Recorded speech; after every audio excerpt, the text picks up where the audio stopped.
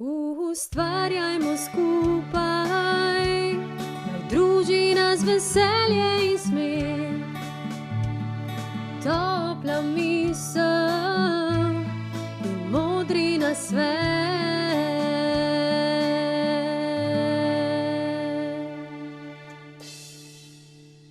Ustvarjamo skupaj.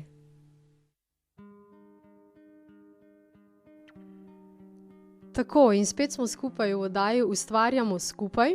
Tokrat je z mano poseben gost, glasbeni producent, njegovo ime je Zmago Šmon, živi v Beli krajini, kamor se je priselil iz Ljubljane. Kako in zakaj nam bo povedal v toku današnjega pogovora. Za začetek ga bom najprej lepo pozdravila. Zmago, živijo. Lepo zdrav vsem skupaj, tudi hvala za povabilo, tako da sem pripravljen na vprašanje. No, prav najna glavna tema bo vsekakor glasba, rdeča nit tvojega življenja. Mislim, da lahko rečem, nekateri pravijo, da je glasba za njih prva in zadnja ljubezen. Tvoja prva verjetno je, zdaj če bo zadnja, ne vem, upam, da ne, ali pa ja. Skratka, jaz sem tega mnenja, da ko enkrat spoznaš glasbo, si zavedno glasbenik, oziroma je to nekaj, kar te vodi skozi celotno življenje in tudi tebe je. Se spomniš svojih prvih korakov? Kdaj si začel z glasbo? Kje so tvoji spomini? Kako daleč sežejo? Ja, mislim, spomini grejo kar daleč nazaj. Nekako je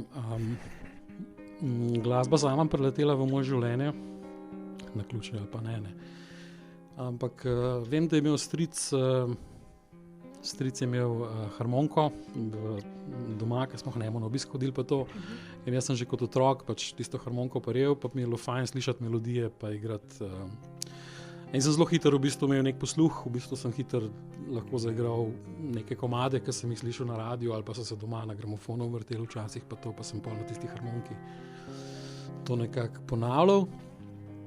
In verjetno takrat se valjda ne zavedaš tega, ampak prideš v stik z neko,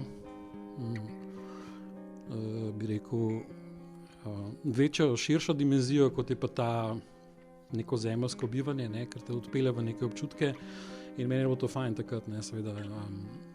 Pol je pa pač sledil po otroški poti naprej, potem sem imel neko flavto, vem, da sem po tisti flavti veliko igral, ena zelena flavta je bila. Potem pač sta starša ugotovila, da me to veseli, nekako sta mi kupila kitaro, sem šel v glasbeno šolo in tako naprej. Skratka, nekako je spontano to prihajalo. Potem je bilo pa v osnovni šoli že smo pač nek ansambel sestavili, kjer smo pač stvari tam preigravali, pa nam je bilo fajn. Pol je postal malo bolj zaresen band, konec osnovne šole pa to, pa so le prve studijske izkušnje, kjer sem pa pač nekako gotovo, da me pa to ful zanima, ta v bistvu kreiranje celih teh landscapeov, v bistvu zvoka, pa cel zvočni svet pač me je takrat blazno potegnil in sem se potem čist nehote v ta svet tudi spustil. Nekako nisem nikoli čutil, da niti razmišljal, da bi me kaj drugega takrat zelo veselil, tako da je bilo to zelo tako, brez razmišljanja pač skočiš na glavo to, In se je obrestoval ta skok na glavo. Zdaj že na začetku bi lahko omenila, da se je tvoja pot nadaljevala ne samo na slovenski sceni, ampak da si šel tudi v tujino. In to je bil verjetno en tak prelom za tvoje življenje, ena prelomnica, tako na glasbeni poti, kot verjetno tudi na splošno, na tvoji življenjski poti. Skočil si na glavo, skočil si v London, če se ne motim, oziroma v Anglijo. Kako se je zgodil tale tvoj preboj v svetu glasbe? Ja, mislim, v enem momentu pač je bila taka situacija v mojem življenju, da me je ta, kot sem že omenil, ta studijski del zelo zanimal in potem sem imel pač neko varianto, da sem lahko prišel na šolanje, to sem si zelo želel takrat. Jaz sem šel na šolanje za tonskega mojstra v London. In po nekih spletnih naključjih pa sem tam pač isto si najdel kot študent neko delo, da sem zraven služil, ki mi je pa tudi blazno veliko izkušenj dal, ker je bilo delo v studiu. In v tistem studiu pač sem te prve studijske izkušnje doživel zares v bistvu na veliki skali, ker se jih takrat sploh nisem zavedel, ker smo v bistvu, ta studio je bil zelo znan angleški studio. kamor so hodili zelo veliki artisti. V bistvu jaz sem bil kot nek mali Žižek tam, ko sem prišel v Slovenijo se učiti, ne. Ampak izkušnje so bile pa zelo tako, bom rekel, tak občutek je bil, kot da sem bil pahnen v eno zelo velik ocean in sem se mogel naučiti plavati, ne.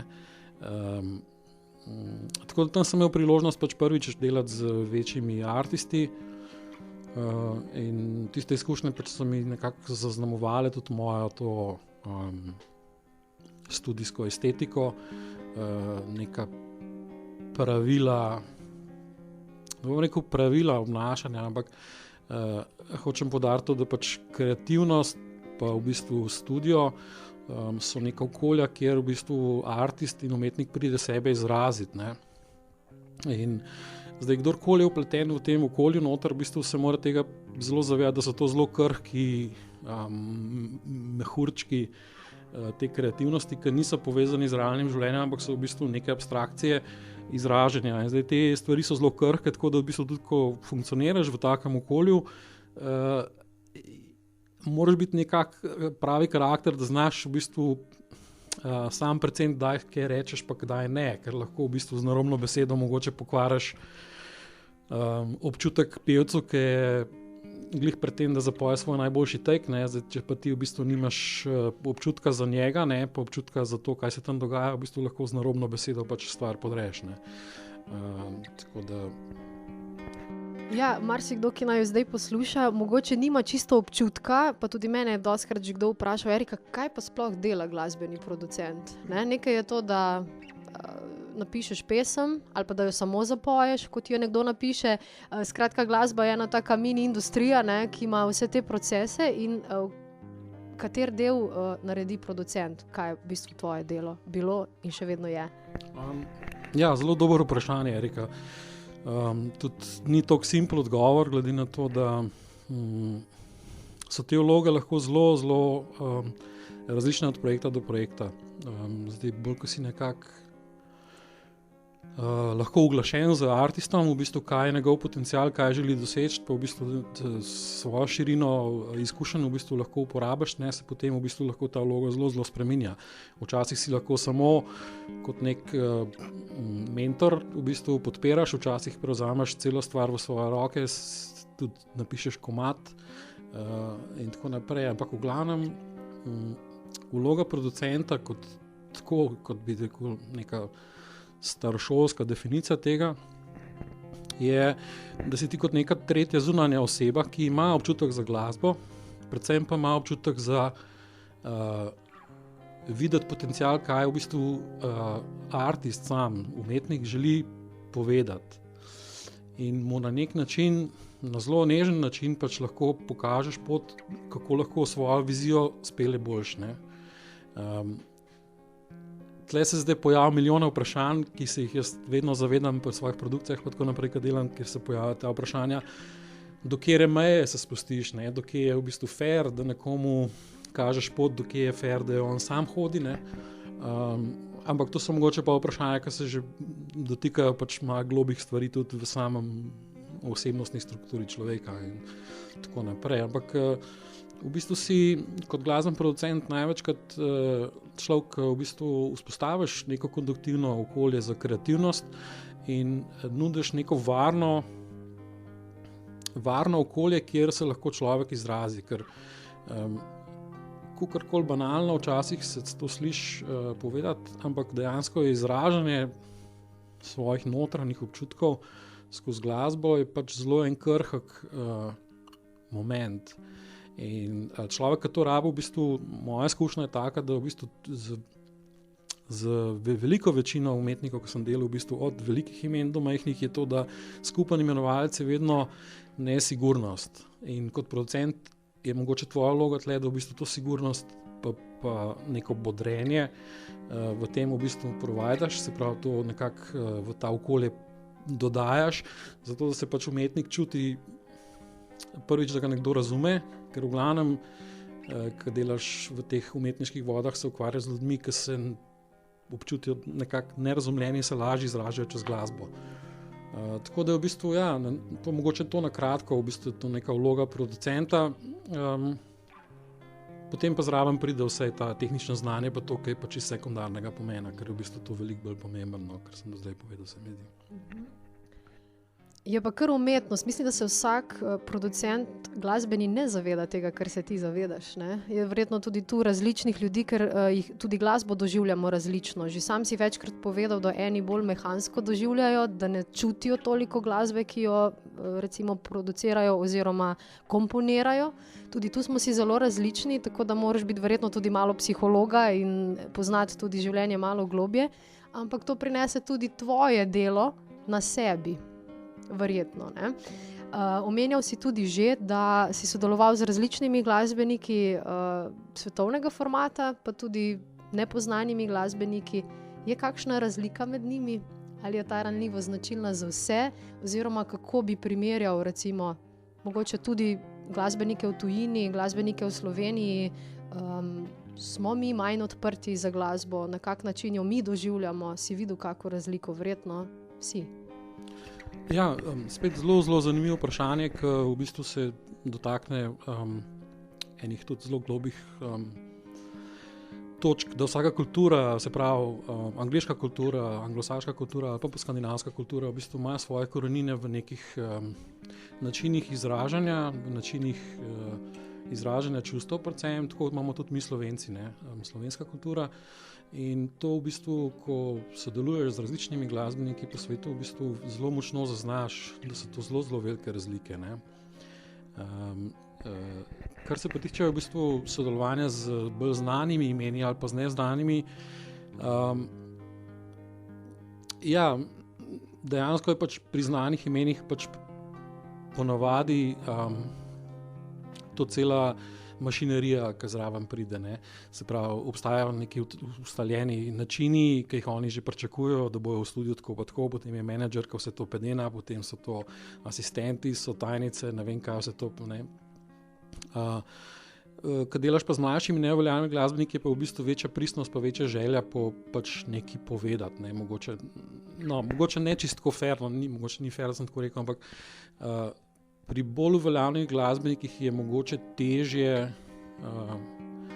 doseči neke spremembe, ker so ustaljeni v svojih egih in nekih načinih funkcioniranja in v bistvu moraš biti takrat zelo močen, da razbiješ ta ego in rečeš, dajmo podreti vse, kar zdaj vemo, pa narediti nekaj novega, zato da pač pride ven en presežek, pa da s tem tudi sebe nadgradiš, ne? Ker vsakič, ko prideš v točko, ko ne veš več, ko ti razpade tvoj sistem dojemanja, vedenja ali tega, kaj misliš, da si vedel v glasbi ali pa nisi vedel, se zgodi ena zelo temačna situacija, najprej na prvi pogled temačna, ki je srečam vedno črna luknja ustvarjanja, ampak če v bistvu obstaja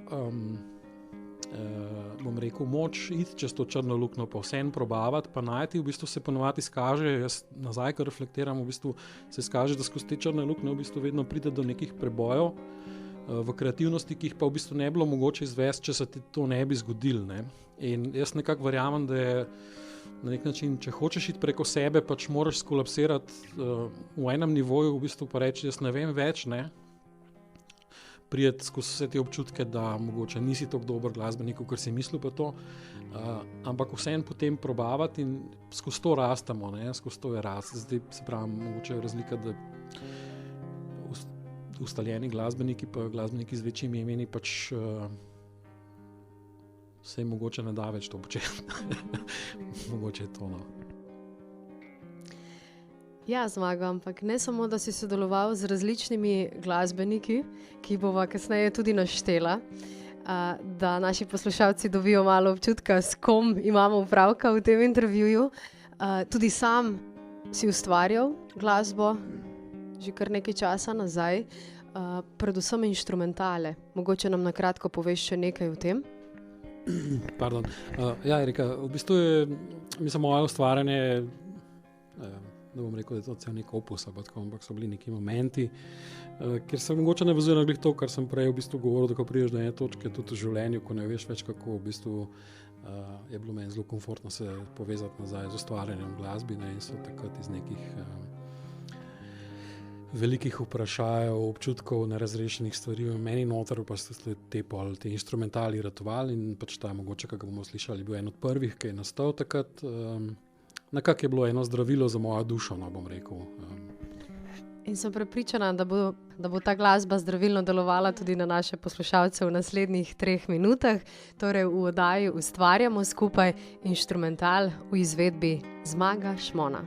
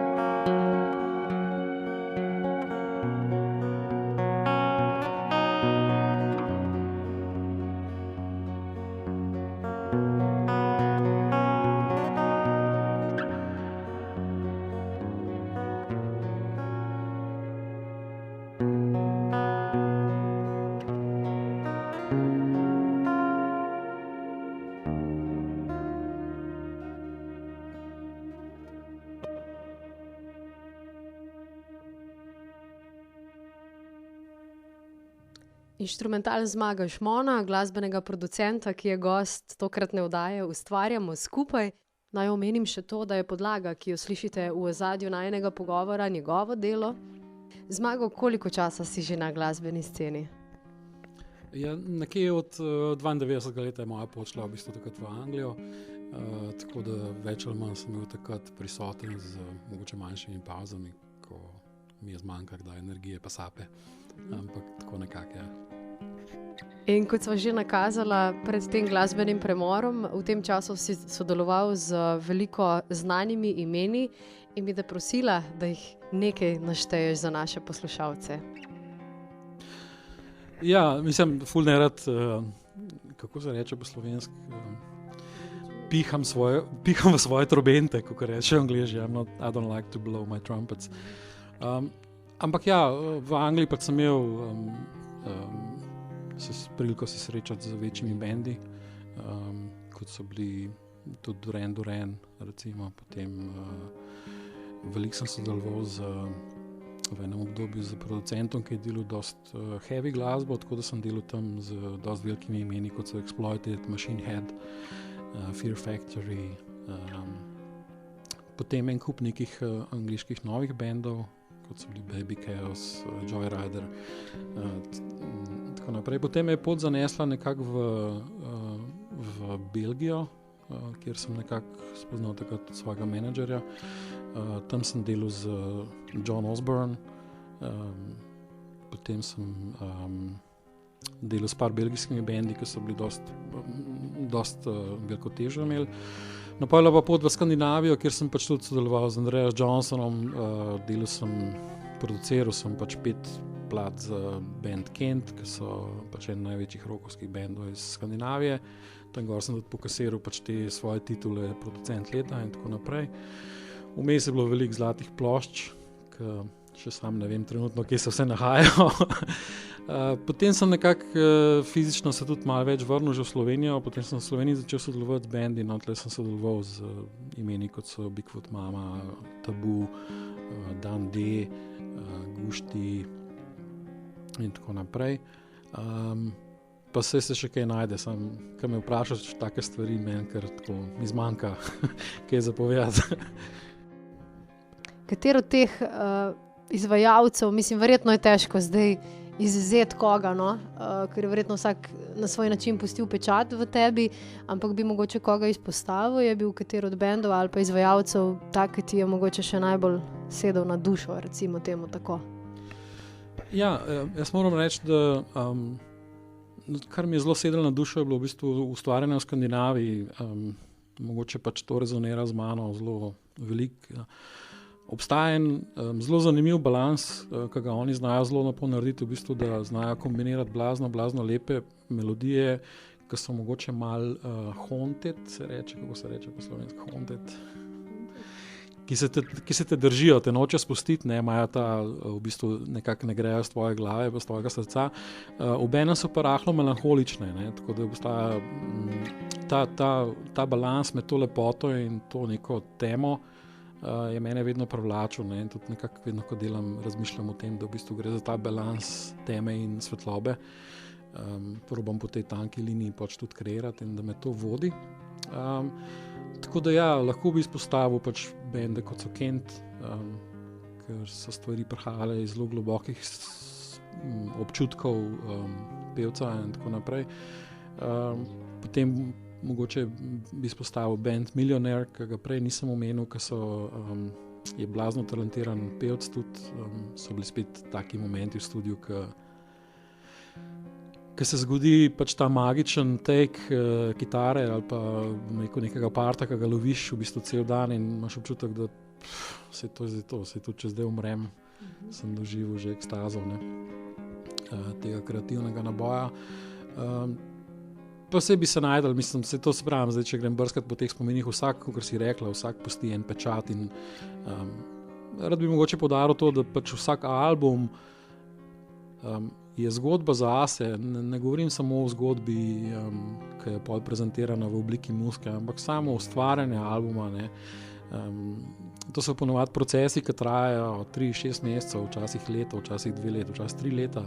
V teh obdobjih se zbližaš z artistom, z umetnikom, postaneš pač skoraj eno, da ne bom rekel, da postaneš eno. In veliko stvari se pač takrat izmenja, prijateljstev, pogovorov do 5 zjutraj potem, ko se že zdavni nekaj snemati, ne. Tako da v bistvu so vse zelo eni lepi spomini, ne. Je pa, se pravim, vsaka stvar pusti svoj pečat, vsaka stvar ima svoje lepote, tudi v bistvu se naučiš videti, da tudi takrat, ko je težko, pa ko ni šlo, v bistvu ima tudi svoj čar, ne, ker pol ne znaš ceniti tistih momentov, ki pa lepo grejo. Tako da ja, tako nekako. Se pa tudi v glasbi, tako kot povsod, trendi spreminjajo in se mi zdi, da tudi ljudje, ki poslušajo glasbo, pa je ne ustvarjajo, ampak samo poslušajo, postajajo vse bolj tenkočutni in tudi zaznavajo to, kar si ti omenjal, spontanost, kaj je res pristno, kaj je res iskreno in to tudi iskreno podprejo in tudi že začutijo, kje je glasba samo zaradi glasbe same ali pa zato, ker je pač to ime že znano in jo pač poslušamo iz navade. Ali pa kje je, kot praviš, en glasbenik, kjer čutiš talent, brez tega, da bi imel vso to zbrano mašinerijo, pa mu daš kitaro v roko ali pa kater drug inštrument, pa bo iz tega naredil umetnino, recimo. Tako da verjetno se pozna tudi ta trend, oziroma se ti zdi, da so ljudje že bolj občutljivi na to, kaj je dobra glasba. Ja, spet zelo kompleksna tema, vsaj kakor jaz vidim. eno dejstvo, ki ga moramo se zavedati, je pač, da na način, na katerega živimo danes, v bistvu koliko nas informacij bombardira, od interneta do zjutraj radija, ki ga poslušaš v avtu, ki se pelješ v službo, do milijona telefonov, ki ti zvonijo, čekiranje e-mailov vmes, pa to smo v bistvu v totalnem preobremenitvi našega živčnega sistema, pa senzoričnega sistema, sploh za sprejemanje informacij. Na ta način se pač temu borimo tako, da smo bolj otopeli. Kaj zdaj to pomeni? Seveda pomeni to, da v bistvu, če se te hoče neka glasba malo bolj dotakniti, da sploh dobi tvojo pozornost, mora biti ponavadi zelo, kakšen primer bi dal, tako kot te jumbo plakati, ki so že čisto razsenčni, da ga sploh vidiš, ne? Zato, ker smo pač generacija in civilizacija, ki smo utopeli senzorično in čutno in je pač veliko zasičanje glasbe, ki se na isti način trudi, da bi pač dobila to pozornost, ker vsak jo hoče za sebe, ne.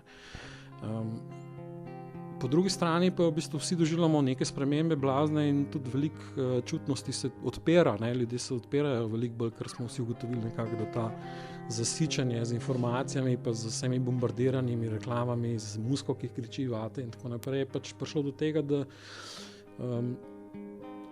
postaneš v bistvu nervozen od tega in ne želiš več tega v življenju. V bistvu to stran porivamo od sebe, ker nam ni več normalno. In potem v enem momentu, ko pridejo stvari malo bolj subtilne, pa mogoče malo iz globih nivojev duše, kot glasba, se te pa dotakne na enem zelo globem nivoju, kot pa na tem površinskem nivoju, v bistvu, ker te bombardirajo vse informacije in tako naprej, ne.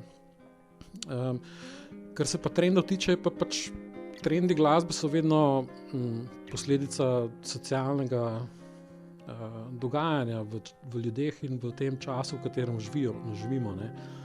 Tako da te trendi, ki so se zgodili od, bom rekel, mogoče od bluza, ki je šel iz pač svojih korenin, potem rock'n'rolla, celega rocka, punka, vse to so v bistvu odrazi tega, kar se je v ljudeh dogajalo, ne, socialni odrazi glasba, ne. Trenutno pa imamo situacijo, kjer v bistvu glasba kot sama taka nima več te teže. Zakaj jo nima? Zaradi tega, ker v bistvu se vrti v enih in istih zgodbah, in sporočilih, ki so v njih, ne. Ki pa v bistvu na nek način ne odpirajo novih obzorij. In jaz moje osebno prepričanje, da v bistvu skozi umetnost je pač lahko odpiranje tudi širših dimenzij človeku in pač tudi izhod iz nekega, ne bom rekel trpljenja, ampak v bistvu neke te ujetosti, ki vsi doživljamo v tem načinu življenja, ki jo zdaj imamo, ne, ker smo vsi ujeti v ta preživetveni moment, treba je služiti, treba je to, moraš biti uspešen, ne vem koliko socialnih etiket imamo nalepljeni in kot moške in kot ženske, mislim, in glasba potem tle v bistvu, ko ti poješ o lastnih razočaranjih ali pa kako te tvoja najdražja pustila ali pa kako je bilo to ali pa ono, ne. S tem v bistvu se ciklus samo ponavlja, v bistvu glasba kot sama ne daje nobenega širšega pogleda in v bistvu je zelo zanimiv, ne, vse skupaj to, zato ker mogoče bom zdaj preskočil čisto na eno drugo temo vmes, ampak dr. Masaru Emoto, ne, je napisal knjigo v bistvu Spomin vode, kjer je testiral različne vplive tudi glasbe v bistvu na vodo, na zapis vode, ne. Zdaj, če smo mi nekih 80% vode, ali kako smo znanstveno, potem v bistvu zelo hitro 1+1 je 2, nekako sešteješ in vidiš, da v bistvu recimo agresivna glasba pač ima določen vpliv na ta zapis vode, kjer izgledajo kristali te vode, ko so zamrznjeni zelo grdo. Potem, ko pa recimo Mozartova ali pa Vivaldi ali pa klasična glasba, vpliva pa zelo krasno na te kristale vode, ne. In potem zdaj, če se vprašaš v bistvu, kaj v zabavni ali pa ne samo zabavni, ampak nekako glasba, ki je popularna glasba, ki je pač od vsega časa, kjer se večina ljudi jo posluša, kakšne frekvence se pač v tej glasbi noter dogaja, je pač dosti srhljivo Ker tako, ko govorimo o hrani, o nekih ekoloških, višjih vibracijah hrane, zdravi hrane, živi hrani, kot so sadje, presna hrana in tako naprej. Tako se moramo zavedati, da v bistvu ima glasba isti vpliv, isto je vibracija in ko si ti s tem obdan, je tako, kot da bi imel oblečeno pač na sebi poliestrsko majico, ko vemo, kako se človek počuti v njej, recimo. Ne. In pač se mi zdi, da vsi skupaj vedno bolj ugotavljamo, da pač vse, kar je, nas okrožajo, so vibracije. In zdaj mogoče se tle, zdaj že naslednja tema, predajam nazaj Eriki za vprašanje, ampak mislim, da je bila vloga producenta. Ne, ni bila vloga producenta. V bistvu so se pogovarjali o tem, kakšen je trend glasbe in vpliva glasbe, ne? In pristnosti glasbe. V nekem momentu življenja si tudi ti, ne samo, da si upravljal delo producenta, ampak si tudi sam napisal nekaj komadov oziroma inštrumentalov, bolje rečeno. In tudi te inštrumentali nekako, bom rekla, širijo zavest, ne, o tem, o čemer si ti govoril. Vse več ljudi tudi meditira že, skuša najti načine, da se nekako osvobodi stresa, ki je zdaj že kar stalnica v vsakodnevnem življenju posameznika.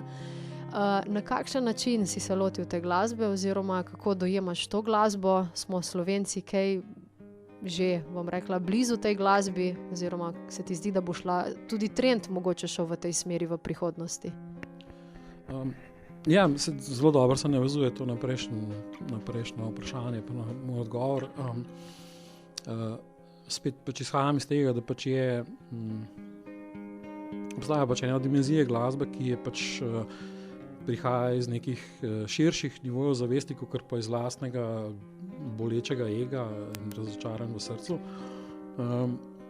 Tako da v vsakem primeru, ko glasba pride iz teh nivojev, v bistvu ima neke svoje učinke, ki so veliko bolj blagodejni, kot pa poslušati pač nek udaren rock komad. Če se zelo dobro usedeš, pa poslušaš svoje telo, ko poslušaš en tak udaren ali pa nek zelo agresiven, bom rekel, plesni komad, boš začutil verjetno to, da telo se krči temu in se opera. Ne? Ko pa poslušamo neko nežno glasbo, ki je poustvarjena mogoče z nekih lepših vibracij in tako naprej, v bistvu pa naše telo veliko bolj sproščeno in že samo ta dva dejstva pač ti veliko poveta, ker telo ima svojo inteligenco, ki je ponavadi veliko bolj inteligentna, kot pa neumne. Kar se pa tiče mojega tega ustvarjanja, mojega izleta v to tem, bi rekel, bolj sproščujočo glasbo ali pa kakorkoli bi rekel, meditacijsko glasbo, je bila pač moja lastna osebnostna izkušnja, ker sem imel izkušnjo izgorevanja in sem v tistem pač momentu rabil, tako sem čutil, pač rabil sem take komade za sebe delati, zaradi tega, da sem se sprostil, pa da sem v bistvu lahko bolj zaspal in tako naprej. Je bilo zelo simpel, ni bilo nobene višje ideja okrog tega, samo to, da sem vedel, da mi to veliko bolj paše. In so v tistem obdobju potem nastali neki komadi, neke zelo strukturirane, bom rekel, ambience, ki so potem tudi v sodelovanju z neko terapevtko so delali avtogene treninge in je bila ta glasba kot podlaga in tako naprej. Takrat v tistem obdobju sem tudi spoznal gong terapijo, spoznal sem tibetanske sklede, učil sem se pol masaž s tibetanskimi skledami in tako naprej. Skratka, v tistem času, ko sem reševal samega sebe, sem pač začenjal dojemati glasbo in zvok kot zdravilno.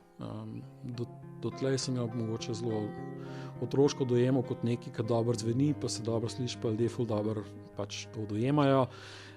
In kot producent sem imel mogoče te otroške želje, ne, da bo pa to ful dobro zvenelo ali pa tako naprej. Ne. Ampak v bistvu zdaj ta dimenzija, ki se je pa pojavila zraven, zdaj paralelno s tem je pa nekaj, kar ne moram ignorirati. Ne. Tako da je zanimivo pač, kako potem to inkorporiraš v svoje delo, ne, in tako naprej.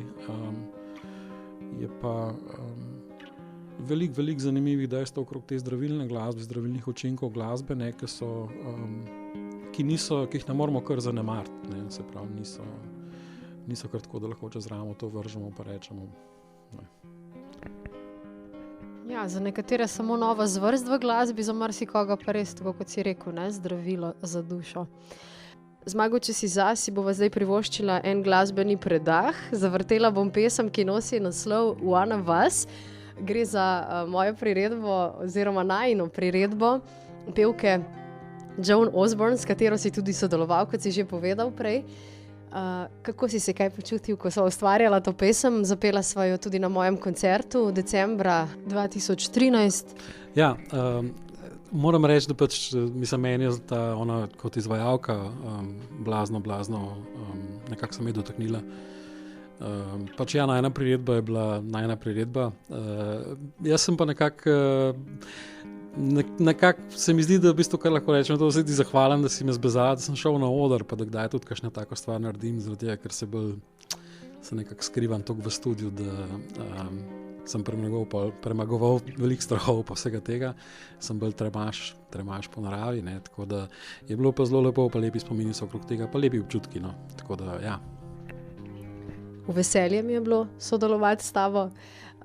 Mi pa dajmo zdaj prisluhniti, torej moja malenkost, Erika Kralj in Zmago Špon v duetu v pesmi One of Us.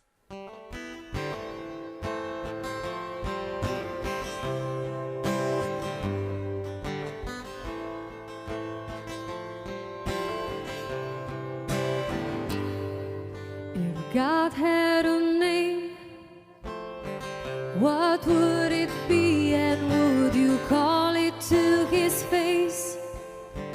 If you were faced with him in all his glory, what would you ask if you had just one question?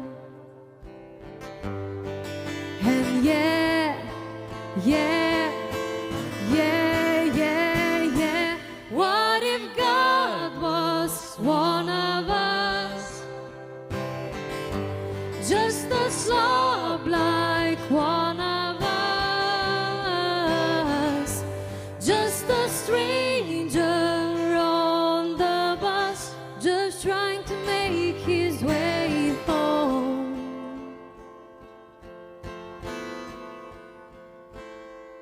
If God had a face, what would it look like, and would you wanna see?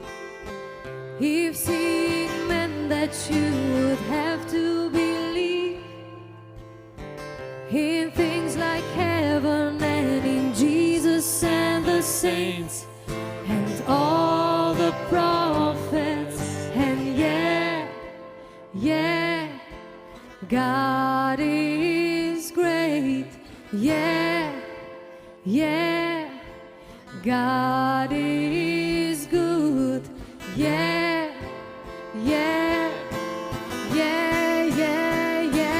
What if God was one of us? Just a slob like one of us, just a stranger on the bus, just trying to make his way home, just trying to make his way home, back up to heaven all alone. Nobody calling on the phone, except for the Pope maybe in Rome.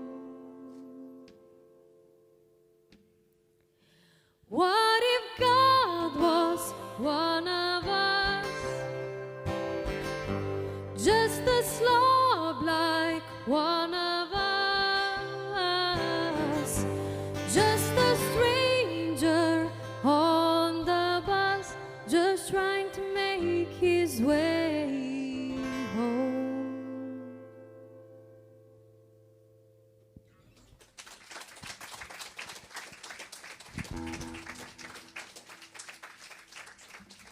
Priredba One of Us iz koncerta z Zmagom Šmonom, ki je še vedno gost v oddaji Ustvarjamo skupaj. Mogoče se vrneva zdaj nazaj k tebi osebno. Ti si se iz Ljubljane, oziroma najprej iz Stojine v Ljubljano, pa potem iz Ljubljane preselil v Belo krajino. Mene vedno znova fascinira to, ne? Čeprav niti ni mogoče tako čudno. Veliko ljudi vedno zna pohvaliti Belo krajino kot gostoljubno deželico. Še vedno me tudi šokira dejstvo, da marsikdo sploh ne ve, kje Bela krajina je, da je sploh del Slovenije, ne? Tako da imamo res različno zavest o tem. Sicer pa, kako to, da si se odločil za Belo krajino, kdaj se je to zgodilo in kako se ti zdi življenje tukaj?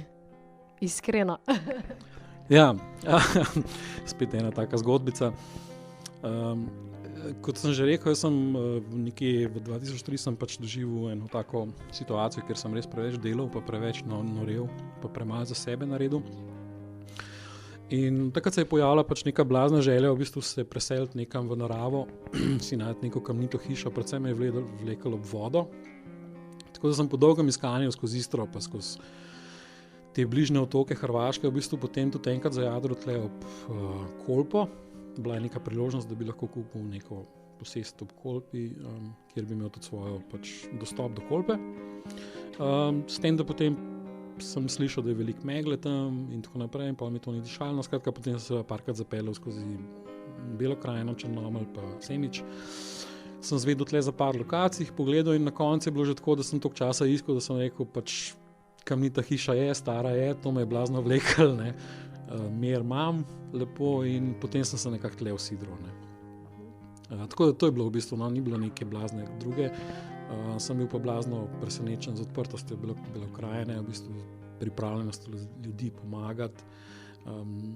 Tako zelo hecno mi je bilo na začetku, v bistvu, ko sem se nekako, živiš v mestih, si vedno nekako imaš občutek, da pač si sam in da moraš se sam, ne. V bistvu, ko sem tukaj začel delati, sem videl, da je v bistvu zelo čuden, da sam delaš, ne, ker sosedje pričakujejo, da jih boš zraven povabil, da bojo lahko pomagali, pa da lahko vsak svoj liter svojega prinese, pa kaj za jesti, pa tako, ne. In meni je bilo to tako kulturni šok, prav tisto mi je bilo, ne, sem šele potem, po nekaj časa šele skužil, da sem jaz tisti tle, ki sem v tuj svet pripeljal v tle, ne, v Belo krajino, ne. Tako da lepe izkušnje, ja. Si se pa tudi v Beli krajini kar, moram reči, dobro vključil v glasbeno dogajanje, recimo temu tako, Glas mladih. To je ena prireditev, ki organizira Zik Črnomelj in nekako podpira mlade talente, da se predstavijo. Gre sicer za tekmovalni značaj prireditve, ampak ti si že kar nekaj časa, mislim, da je že kar nekaj let, ne, član žirije. No pa nam povej, kako doživljaš belokranjske glasbenike, kako noto imamo mi? Ja, tle, mislim, mogoče moram samo povedati, da jaz po naravi mogoče nisem toliko, sem mogoče malo bolj, kako se reče, sortek shy, je angleška beseda. Sramežljive sorte, ja, tako da mogoče se ne... Mogoče nisem tako vklopljiv, kakor zgledam, no, ampak tle bi jaz dal veliko zaslugo pač tudi Rudiju Vlašiču, ki me je takrat poklical, naredil enkrat intervju z mano v Belokranjcu, meni se je to takrat zelo lepo zdelo, sem z veseljem privolil, no in potem pač je bilo tudi ta povabilo na festival Glas mladih, ki v vsakem primeru, kar se mene tiče, v bistvu je pokazal, da imamo veliko talenta tudi v Beli krajini, blazno velik, med drugim bi omenil Viviana Kuhar, tudi tebe, Erika, ne, s tvojimi stvaritvami.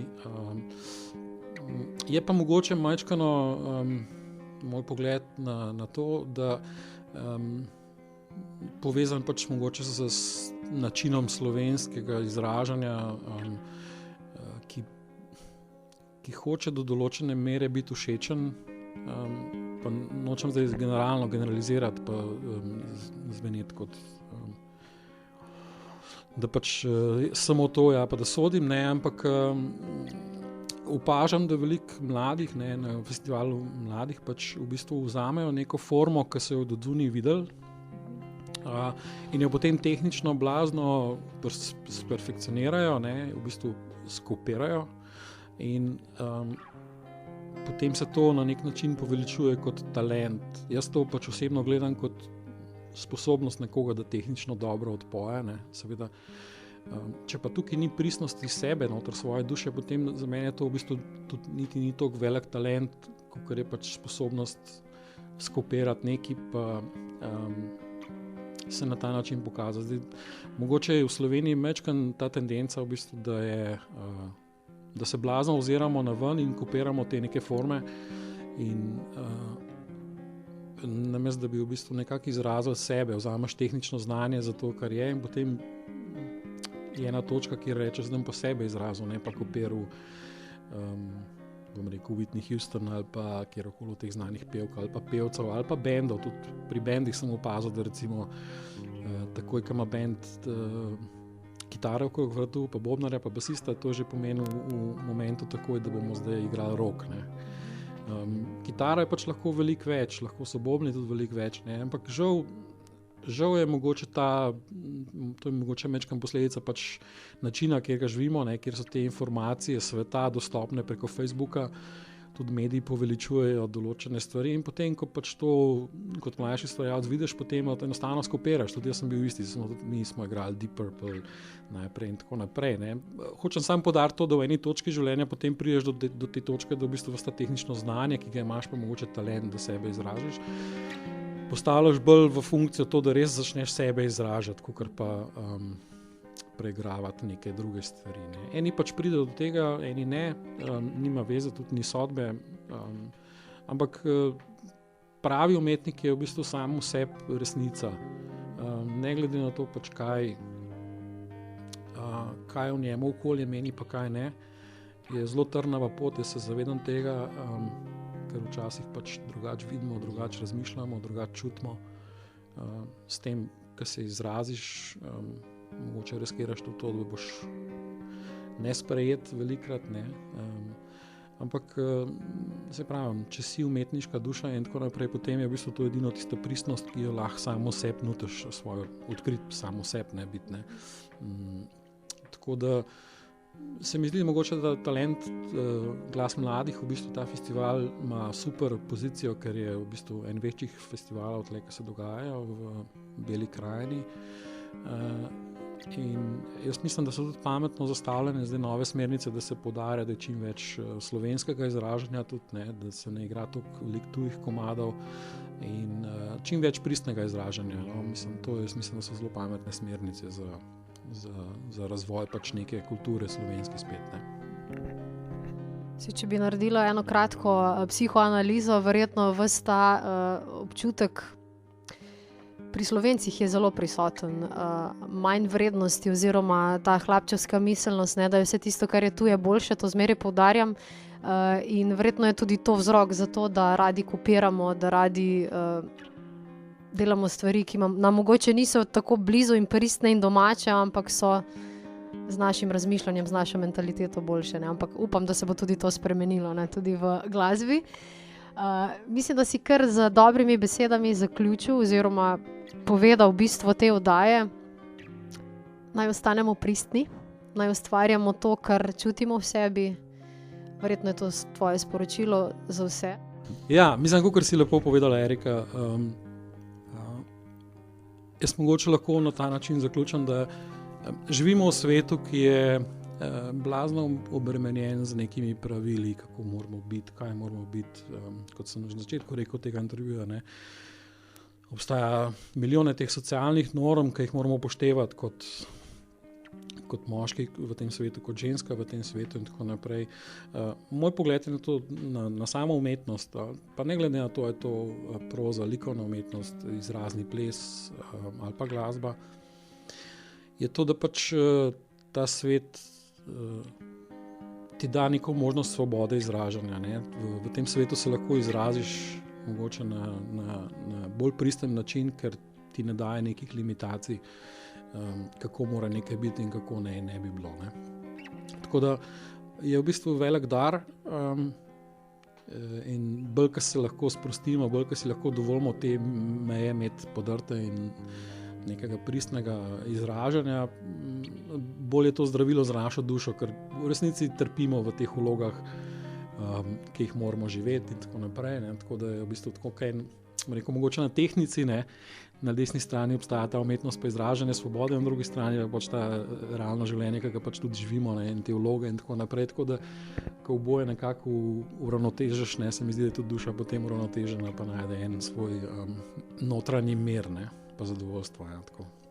Super, najlepša hvala, Zmago. S temi besedami bomo tudi zaključili oddajo Ustvarjamo skupaj. Jaz se ti bom še enkrat zahvalila, da si bil moj gost v oddaji. Ja, Erika, ful lepo, da si povabila, najlepša hvala, pa hvala vsem poslušalcem, da ste prisluhnili. Na koncu oddaje Ustvarjamo skupaj bomo slišali pesem, ki nosi naslov Pieces. Gre za pesem iz albuma mladega glasbenika Aleksa z umetniškim imenom Žardje. To je tudi tvoj zadnji album, ki si ga produciral. Ja, tako je, lepo si napovedala. To je v bistvu nosilen komad albuma, kot si rekla, je Artist Žardje. Nastajal je nekako v zadnja 3 leta. Cel album spet, kot vsi albumi, nosi milijone zgodb, zapletov, nezapletov, vsega tega, ampak v vsakem primeru zelo talentiran kantavtor iz Slovenije, bolj konkretno Šentjerneja, velik talent, lep glas in ima veliko zapovedati, tako da mislim, da ga čaka še zelo veliko lepih stvari na njegovi glasbeni poti. In sem nekako počaščen, da sem lahko bil pri njegovem prvem albumu zraven, ne. Torej srečno tako njemu kot tudi tebi v nadaljevanju glasbenega ustvarjanja. Mi pa torej zaključimo s pesmijo Pieces. Hvala in se slišimo spet v naslednji oddaji Ustvarjamo skupaj. Ustvarjajmo skupaj, naj druži nas veselje in smeh, topla misel in modri nasvet.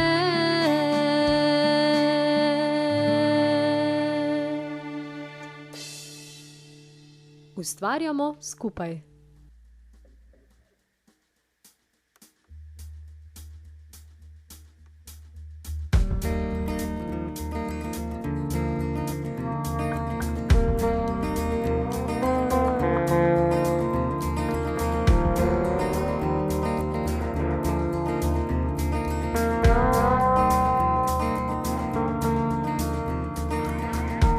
When you feel so lost that you don't know where you stand, you're thinking of all the bad things that you've done. You're picking up the pieces of who you used to be, brighter than Orion, deeper than the sea.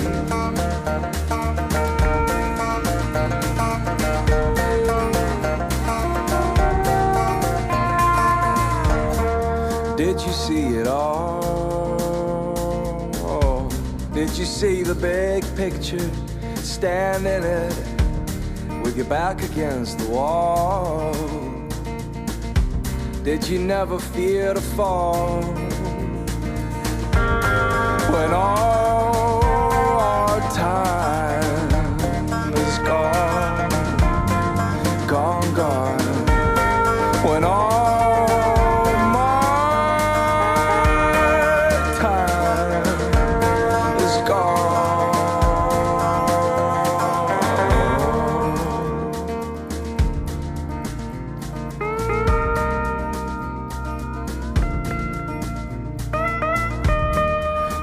missed a chance to be somebody else to the rest of this world. You lived at your own pace. I bet you never thought your life could turn out this way. When all our time is gone, gone, gone. When all my time is gone.